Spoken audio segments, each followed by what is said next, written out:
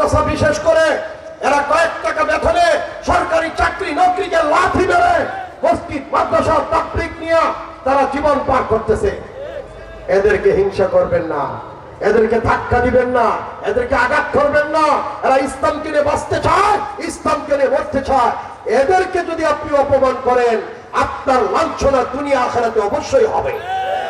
আলেমরা আপনার ধর্মীয় নেতা, আপনার রাজনৈতিক নেতার চেয়ে যদি ধর্মীয় নেতার দাম আপনার কাছে বেশি না থাকে, আপনি বেঈমান, আপনি বেঈমান, বেঈমান, আপনি বেঈমান।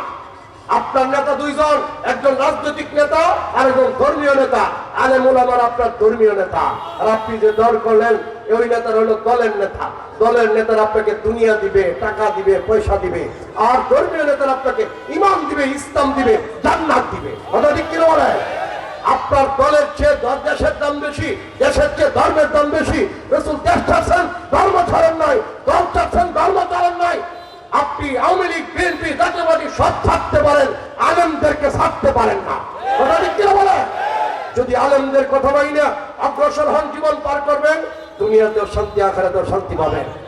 আমরা ধর্মীয় নেতাদের কথা শুনবো তো ইনশাল্লাহ, কি কর হাক্কানি আলেমদের কথা শুনবো তো ইনশাল্লাহ।